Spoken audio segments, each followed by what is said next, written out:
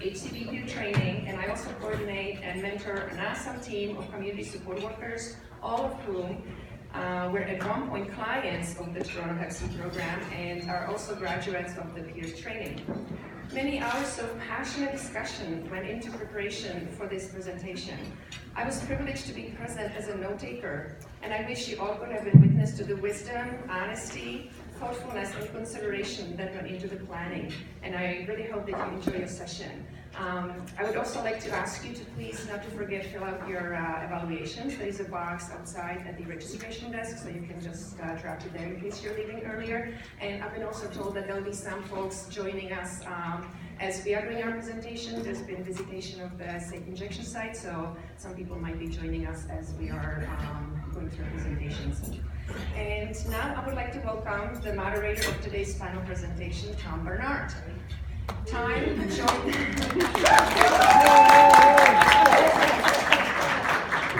joined the Toronto Community HEPC program in 2011. Since then, he successfully cleared HEPC, participated as a member of a patient advisory board, and attended and successfully graduated from the peer program training, among other activities. Tom is a dedicated advocate for harm reduction and for the rights and empowerment of drug users and other marginalized people. He is a strong believer in the power of supportive group environment and the benefits of participating in the community. Tom has a wicked sense of humor and from time to time performs as a stand-up comedian. So please welcome Tom.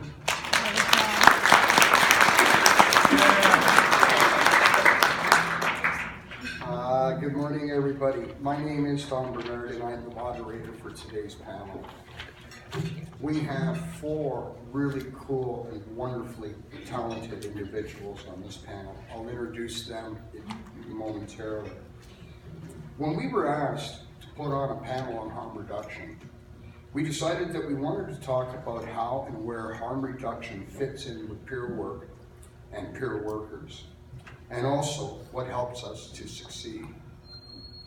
We searched for a definition that would most accurately describe peer worker in a harm reduction context. The definition of peer varied between projects and presented some challenges within particular projects. How to define what makes someone a peer is something many organizations,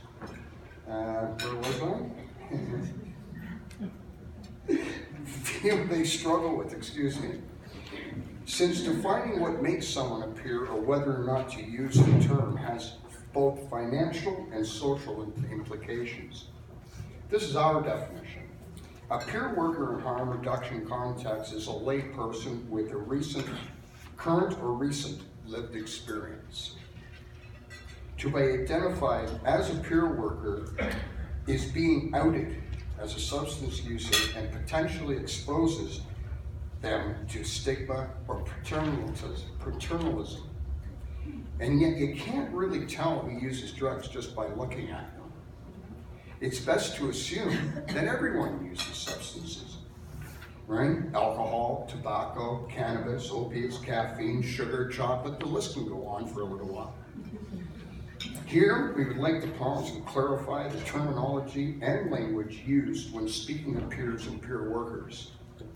In many harm reduction and other peer-based programs, peer workers prefer not to be labeled, branded, as peer workers once they get hired. The preference is to be referred to as a harm reduction worker, community support worker, hepatitis C support worker, etc. It legitimizes their role and offers a potential of lessening stigma attached to judgments and perceptions of drug users in the workplace.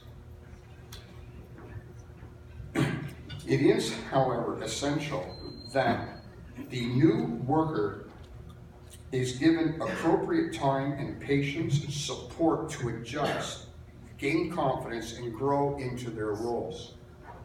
It also helps with professional development because other agencies are more likely to view these individuals for their work experience rather than their lived experience.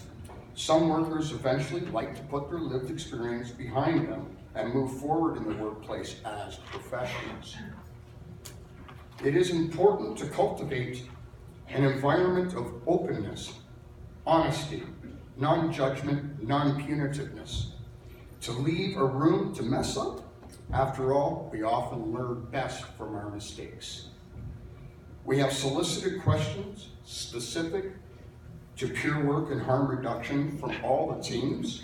Thank you. And we got a lot of great questions out of that.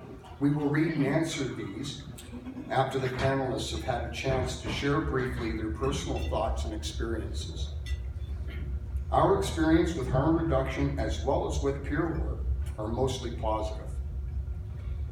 Some of us are abstinent, some of us still enjoy using some substances. Some of us are working as community support workers, facilitating groups, supporting clients, and our teams. Some of us are members of the Patients Advisory Board, which is an instrumental part of planning, supporting, and evaluating our program's activities. We want to share with you what has helped us to feel confident and able to succeed, and also what is not that helpful. Hopefully, we can shed light on some fears and concerns regarding employing people who are drug users as workers in your programs. We will begin with each panelist sharing a little bit about themselves, as well as speak to some aspects of harm reduction and peer work. Each panelist chose a theme that was picked out of the questions submitted by you, and that they would like to speak to. We will also answer questions that were submitted beforehand, as well as any questions here and now. Thank you, and I hope you enjoy our presentation.